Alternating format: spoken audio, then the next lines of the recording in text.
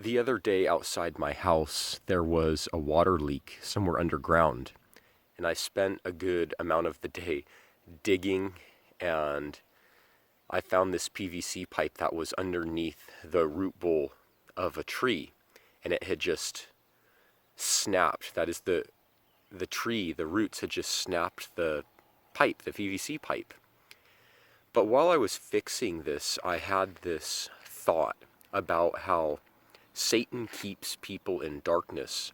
I imagined our life like a big tunnel or a big pipe, and that pipe having holes in it or cracks.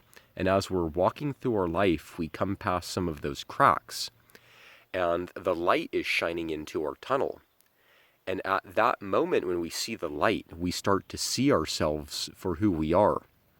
We start to see a bit of the path, and we realize how we are walking in darkness. But as we start to realize that, Satan being on the outside of our tunnel, who can see perfectly clearly, but who doesn't want us to see, is going and patching the outside of that pipe or the outside of that tunnel. And as we keep on walking and we see glimpses of cracks and lights throughout the tunnel in the future down that pipeline, we are going to see what that light is.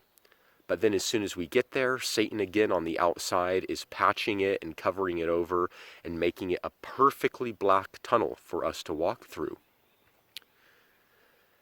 Now, if we get to one of those cracks before Satan does, and we investigate it, maybe there will be enough light that we can make it out and we can come into the light.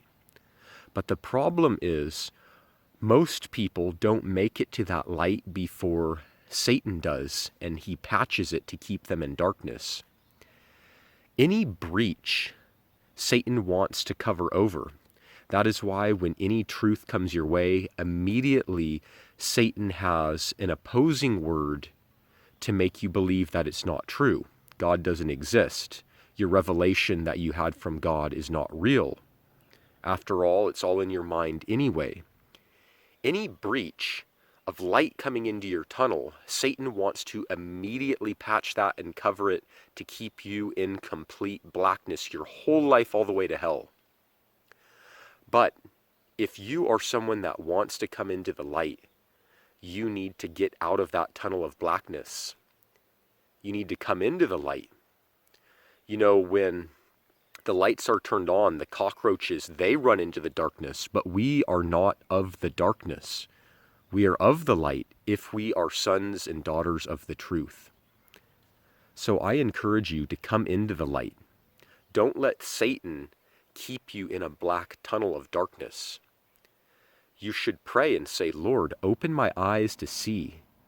Let me be fully in your light and in your truth, that I may walk in the newness of life and in light with you. Be the light to my path. And when you have a word from the Lord, then hold on to it. Don't let Satan steal it from you. Don't fall into doubt and don't fall into sin. Hold on to the things that come from Jesus Christ and reject what comes from Satan. May the grace of Jesus be with you.